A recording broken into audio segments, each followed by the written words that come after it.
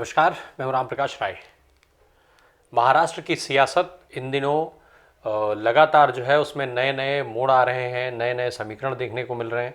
शुरुआत जब से महाविकास आघाड़ी की सरकार गिरी, भारतीय जनता पार्टी की सरकार बनी, शिवसेना के तरफ से जो एकनाथ शिंदे हैं उनको तोड़ करके, तब से वहाँ के सियासत में कई सारे बदलाव देखे गए। हाल ही में अभी जब पूर्वोत्तर के चुनाव हुए, उसके साथ में जो उपचुनाव हुए, उसमें महाराष्ट्र के पुणे की कस्बा पेट विधानसभा सीट पर भी चुनाव हुआ था। जब उस चुनाव के नतीजे आए तो उसने महाविकास आघाड़ी के लिए एक नई ऊर्जा वहाँ पर वो चुनाव का परिणाम लेकर के आया था, जिसके बाद वहाँ पर सियासत के नए समीकरणों की संभावनाओं ने जन्म लिया था। इस नए समीकरण के जन्म की बात, जो संभावनाओं की बात हो रही है, वो तब और ज़्यादा मजबूत हो गई जब एनसीपी के मुखिया शरद पवार का बयान आया। शरद पवार ने बयान देते हुए ये बात कही थी कि महाराष्ट्र के जो कस्बा पेट सीट है, वहाँ पर जो चुनाव के नतीजे आए हैं वो कह रहे हैं कि देश जो है वो बदलाव के लिए विकल्प की तलाश कर रहा है।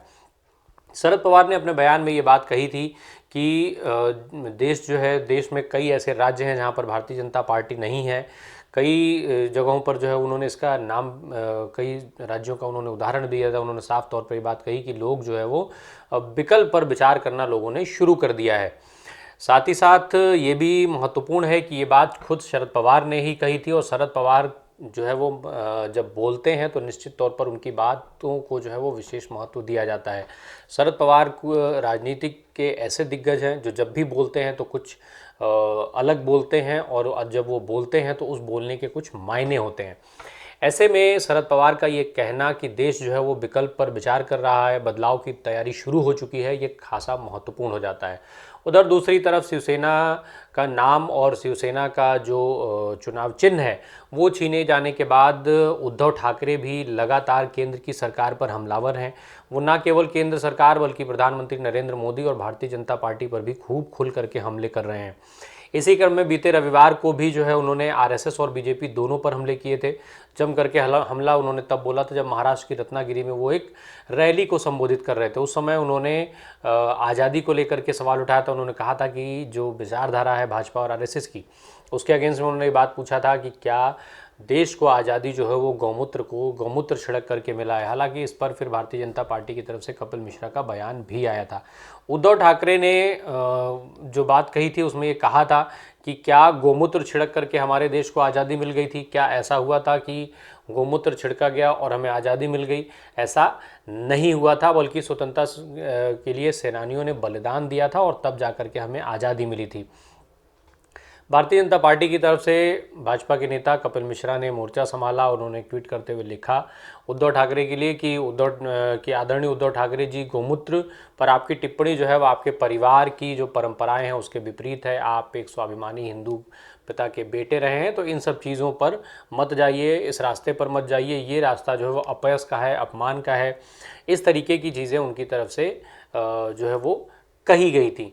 तो ये इस समय जो महाराष्ट्र की सियासत है उसमें एक तरफ शरद पवार का ऐसा बयान दिया जाना, दूसरी तरफ उद्धव ठाकरे का खुल करके लगातार भारतीय जनता पार्टी और आरएसएस पर हमला बोलना, इससे कहीं ना कहीं महाराष्ट्र में जो भारतीय जनता पार्टी की जनताएं हैं, जो महाराष्ट्र में आने वाले लोकसभा चुनाव के मद्देनज़र जो महाराष्ट्र में समीकरण है, वो निश्चित तौर पर भारतीय जनता पार्टी से अलग दिखाई पड़ रहे हैं।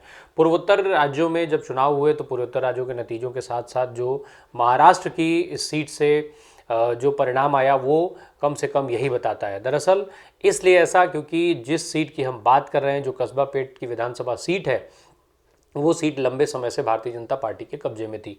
गए 28 साल से भारतीय जनता पार्टी को यहाँ पर जीत मिल रही थी, और इतने लंबे, इतने महत्वपूर्ण सीट पर जिस पर एक तरह से लगभग भारतीय जनता पार्टी का 3 दशक से कब्जा हुआ था, उस सीट पर भारतीय जनता पार्टी के उम्मीदवार को हार का सामना करना पड़ा।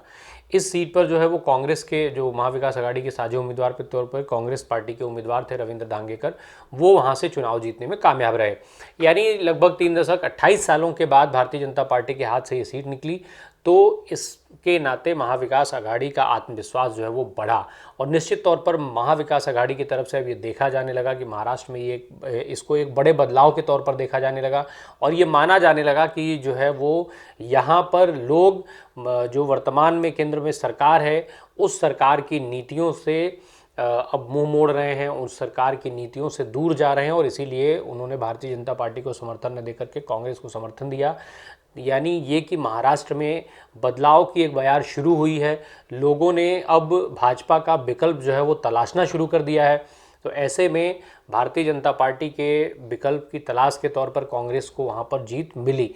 इस जीत ने महाविकास आघाड़ी का आत्मविश्वास जो है वो बढ़ाने का काम किया था, और इसीलिए शरद पवार की तरफ से जो है वो इतना महत्वपूर्ण भाषण आता है, शरद पवार इतना महत्वपूर्ण बयान आता है। शरद पवार ने अपने बयान में ये बात कही थी कि कई जगहों पर भारतीय जनता पार्टी नहीं है। उसके लिए उन्होंने केरल, पंजाब, तमिलनाडु, आंध्र प्रदेश, तेलंगाना, दिल्ली, पश्चिम बंगाल जैसे राज्यों का उदाहरण भी दिया। उन्होंने कहा कि इन राज्यों में भारतीय जनता पार्टी नगण्य है, शून्य है। ऐसे में इन जगहों पर जो है वो बाकी जो दल हैं उनको और मजबूत होने की ज़रूरत है, और भारतीय जनता पार्टी को जो है वो निश्चित तौर पर लोग विकल्प के तौर पर फिर कांग्रेस और दूसरे दलों के साथ जाएंगे भाजपा के खिलाफ जा करके। तो ये शरद पवार की जो टिप्पणी है वो बेहद महत्वपूर्ण हो जाती है। साथ ही साथ महाराष्ट्र के पुणे की जो ये सीट है कस्बा पेठ, उस पर मिली जीत जो है उसको और ज़्यादा महत्वपूर्ण बना देती है ऐसे बयानों को। अब देखना ये होगा कि क्या शरद पवार की ये भविष्यवाणी सच हो पाती है, किस तरीके, क्योंकि शरद पवार राजनीति के वो दिग्गज माने जाते हैं कि जो जब भी बोलते हैं सोच समझ करके बोलते हैं, और उनके बोले जाने का खास मायने होता है। धन्यवाद।